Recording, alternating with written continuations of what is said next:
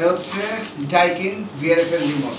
এই রিমোটটা আসলে ন্যাচারালি কেউ ইউজ করতে পারবে না যতক্ষণ মধ্যে ফাংশন না যায়। সেটিংস করাটা খুবই হার্ড, খুবই কষ্টকর। তাই সংক্ষেপে বলছি আপনি কী করে এটা করবেন। যখন নতুন ইনস্টলেশন করবেন বা নতুন রিমোট লাগাবেন, অনেকে এটা ইনস্টলেশন করতে পারবেন না। যারা পারবেন না, ভিডিওটা তাদের জন্য। প্রথমে যেটা করতে সেটা হচ্ছে আপনার ব্যাটারিটা লাগাতে হবে। এবং অনেকে ভাববেন ব্যাটারি লাগায়া অন করলেই মনে হয় অন হয়ে যাবে, ব্যাপারটা কিন্তু সেরকম না, অনেক ক্রিটিক্যাল। তাই একটু মনোযোগ দিয়ে দেখতে হবে ভিডিওটা আপনাদের। প্রথমে ব্যাটারিটা হাফ ঢুকায় রাখবেন, এভাবে এভাবে অর্ধেক ঢুকিয়ে রাখবেন। ঠিক আছে, দেখা যাচ্ছে?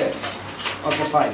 তারপর যেটা করবেন, আপনি এখানে টেম্পারেচার এবং মোড একসঙ্গে ক্লিক করবেন। দুইটা টেম্পারেচার এবং মোড একসঙ্গে ক্লিক করে দেন এই ব্যাটারিটা লাগাই দেবেন। এরকম আসবে ডিসপ্লেটা, এরকম আসবে। আসার পর এখানে লেখা দেখবেন রিমোটে, রিমোটটা দেখো, রিমোটে লেখা আছে রিসিভার। এখানে রিসিভার ক্লিক করবেন মোট 4 বার, 1 2 3 4, 4 বার ক্লিক করার পর এরকম ডিসপ্লেটা আসবে। হ্যাঁ, এই ডিসপ্লে আসার পর আপনাকে যেটা করতে হবে সেটা আপনি ফ্যানে ক্লিক করতে হবে।